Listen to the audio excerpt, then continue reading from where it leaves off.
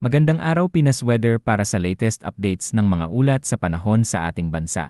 Narito ang weather update para sa araw na ito ngayong November 24, 2025.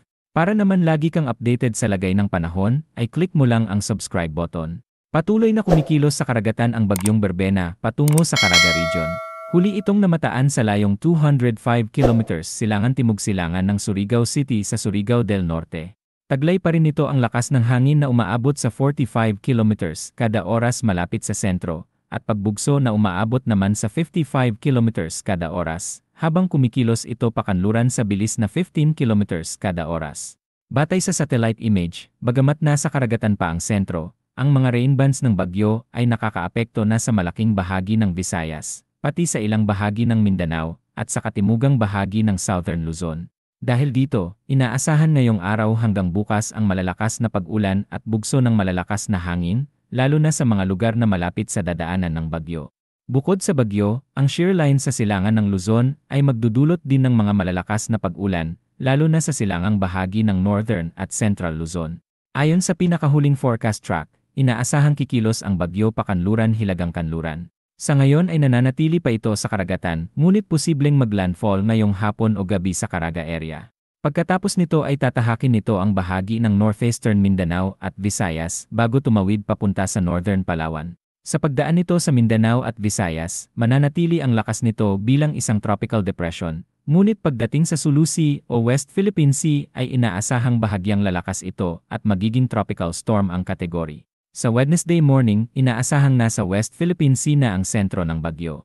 Nakataas ang wind signal number 1 sa Occidental at Oriental Mindoro, Romblon, Northern Palawan kasama ang Cuyo, Calamian at Cagayan Silo Islands, Mainland Masbate, pati sa Antique, Aklan, Capiz, Iloilo, Guimaras, Negros Occidental, Negros Oriental, Siquijor, Cebu, Bohol, Samar, Eastern Samar, Biliran, Leyte, Southern Leyte, Dinagat Islands, Surigao del Norte, hilagang bahagi ng Surigao del Sur, Agusan del Norte, hilagang Agusan del Sur at eastern portion ng Misamis Oriental. Ang pinakamataas na posibleng wind signal ay mananatili sa signal number 1 para sa karamihan ng Visayas at Mindanao, ngunit kung bahagya pang lumakas ang bagyo at maging tropical storm, posibleng magtaas ng signal number 2 sa Northern Palawan sa mga susunod na advisory.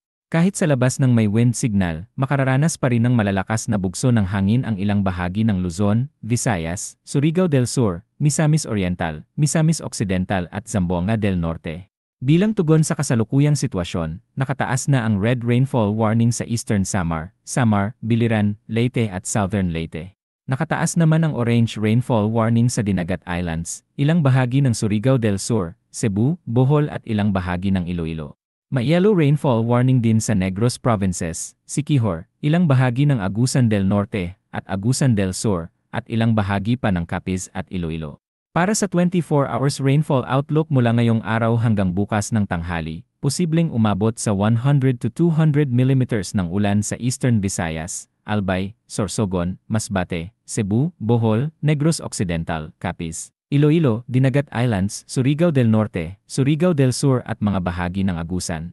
Sa nalalabing bahagi ng Visayas, Camarines Norte at Camarines Sur, Catanduanes, Romblon, Occidental Mindoro, Palawan, Misamis Occidental, Misamis Oriental, Agusan del Norte at Agusan del Sur, Lanao del Norte at Bukidnon, posibleng 50 to 100 mm ng ulan. Dagdag pa rito, magdadala rin ng mga pag-ulan ang shoreline sa Cagayan, Isabela, Aurora, Quezon, Marinduque at Oriental Mindoro. Mula bukas ng tanghali hanggang Wednesday ng hapon, kung saan posibleng nasa Panay Island o papunta na sa North Palawan ang bagyo, mananatili ang malalakas na ulan na 100 to 200 mm sa Panay Island, Negros Occidental, Oriental Mindoro at Romblon. Makakaranas naman ng 50 to 100 mm na pag-ulan ang ilang bahagi ng Eastern Visayas, Bicol Region, Palawan, Occidental Mindoro, Cebu, Bohol, Negros Oriental at Siquijor. Kapag nasa bahaging ito ang bagyo, mas lalaki rin ang pag-ulan mula sa shoreline sa Northern at Central Luzon, pati sa Metro Manila.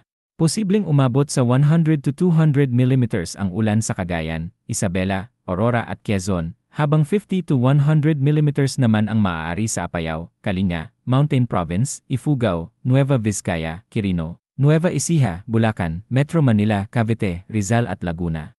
Mula Wednesday noon hanggang Thursday ng hapon, na inaasahang nasa West Philippine Sea na ang bagyo, mananatili ang 50 to 100 millimeters ng ulan sa Palawan at Occidental Mindoro.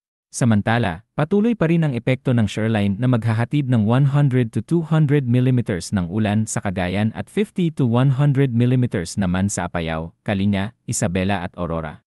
Sa kasalukuyan, nakataas ang gale warning sa Batanes dahil sa amihan.